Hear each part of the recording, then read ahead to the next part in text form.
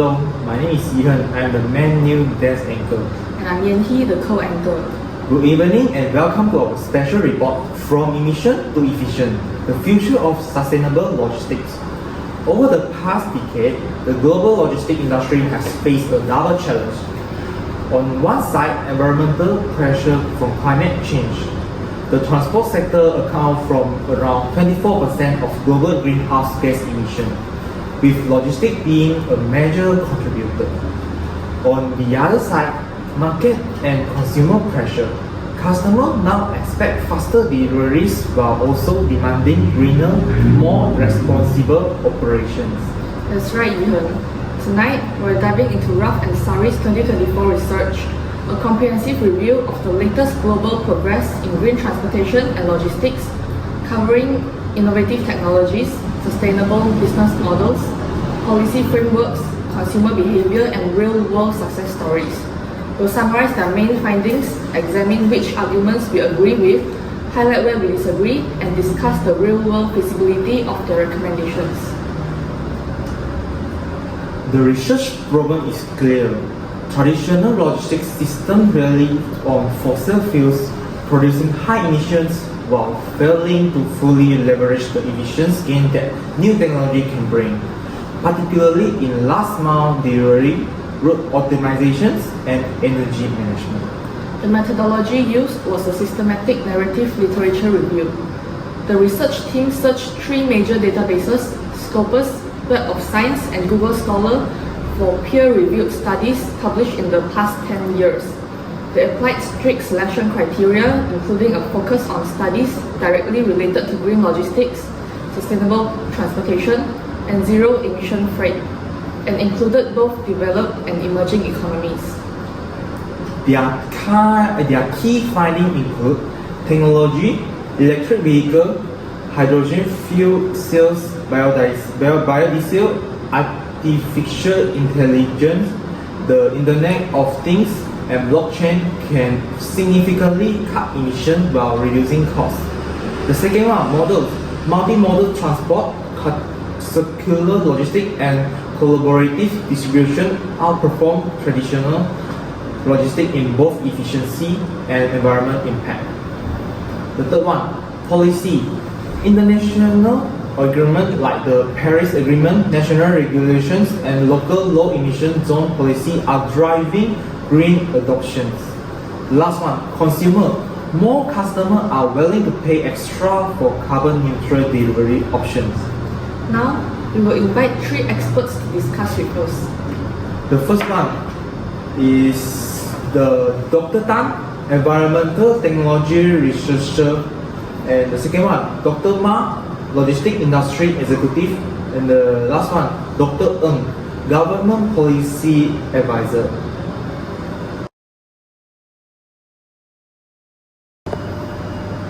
I am Dr. Tan, environmental technology researcher. I'm Dr. Ma, Logistics Industry Executive.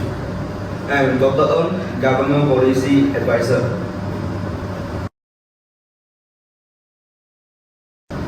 Dr. Tan, what's your take on the reduced discussion of electric and hydrogen vehicles? I fully agree with the authors. EVs are already widely deployed in last mile delivery across many cities. And the raw and other 2015 show that electric trucks can reduce last mile delivery emissions to near zero while offering lower total cost of ownership due to cheaper fuel and maintenance. Hydrogen meanwhile is very promising for heavy duty freight because of its fast refueling and long range, critical for long haul logistics, but hydrogen infrastructure is still lacking, especially in developing countries. Fuel costs comparable to gasoline. Range similar to a combustion engine. Fueling process still with a classic fuel pump. Time needed for fueling just like before. Battery or a gasoline tank. If a fault is detected, the fuel is released in a controlled manner. If the highly resilient container is damaged, then the fuel dissipates immediately. Hydrogen is 13 times lighter than air, therefore it rises rapidly and mixes with the air where it is completely harmless. Okay, Dr. Ma, as a logistics executive, what's your reviews on collaborative distribution? Collaborative distributions deliver significant environmental benefits. Research by Jarasuni and Barbaras 2023 found that urban collaborative networks can reduce emissions by up to 40% and cut operating costs by 20%. I have seen this in action in Singapore, where competing companies share warehouses and transport resources, reducing empty runs and disruptive delivery. However, I think the paper does focus enough on reverse logistics, the return recovery and reuse of products, with e-commerce return rate being high. Without efficient reverse logistics, we risk adding unnecessary emissions and waste.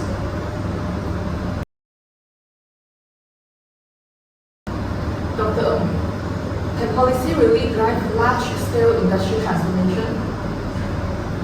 In countries with resources and strong government, yes.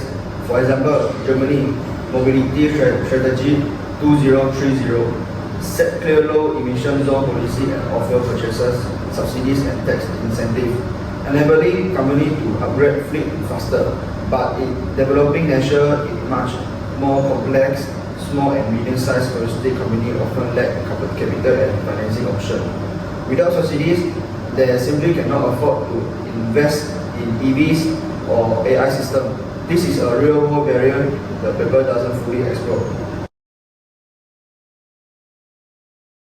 We value the reviews for linking technology, policy, and consumer behavior, but its data sources are heavily concentrated in Europe, North America, and some developed Asian regions. The lack of long-term empirical research in Africa, Latin America, and rural Southeast Asia raise questions about the global applicability of its conclusion. Also, while the paper mentions greenwashing, it doesn't go far enough in discussing enforcement mechanisms. Deng and others emphasize that mandatory third-party audits and transparent carbon reporting systems are essential to prevent misleading environmental claims. In Malaysia, policy-driven incentive has moved electric delivery fleets in urban centers, but rural logistics still relies on diesel trucks. This urban-rural divide exists in many countries. Indian multimodal logistic parks are a success story. Integrating roads, rail, and ports, infrastructure has boosted freight efficiency while lowering per ton carbon emissions. MMLPs will also facilitate a hub-and-spoke model of freight movement with hub-to-hub line haul movement on more efficient modes such as rail and larger trucks, thereby reducing cost of freight movement. Facilities such as warehouses, cold storages, bulk cargo terminals, custom clearance, truck terminal, lodging boarding for truckers would be available at MMLPs. National Highways Logistics Management Limited, NHLML, 100% owned SPV of NHAI, formed under the guidance of Ministry of Road Transport and Highways, is the nodal agency for development of MMLPs. MMLPs will be developed in PPP mode at total cost of approximately 46,000 crore rupees. Project-specific special purpose vehicles will be formed with stakeholders such as central and state government, port trusts, Inland Waterways Authority and railway authorities to manage the development of MMLPs. Government will provide land and facilitate external connectivity of MMLPs to various modes of transport.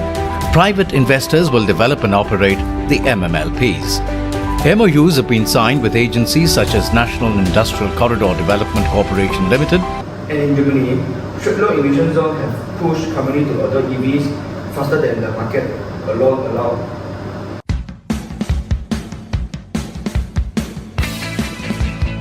Greetings, fellow road explorers. Today, we embark on a journey through Germany as we delve into the topic of the emission sticker, also known as Umweltplaket. If you're planning a road trip or simply driving through German cities, understanding the ins and outs of the emission sticker system is essential. So, join us as we uncover everything you need to know about the emission sticker in Germany. First things first, what is the emission sticker? Well, it's a colored sticker that indicates a vehicle's emission level. It's designed to regulate access to certain environmental zones within German cities, aiming to reduce pollution and improve air quality. Now, let's talk about where you need to display the emission sticker. Currently, it's required in various cities across Germany, including Berlin, Munich, Cologne, and Frankfurt, among others. These cities have established environmental zones where the sticker is mandatory for certain vehicles to enter.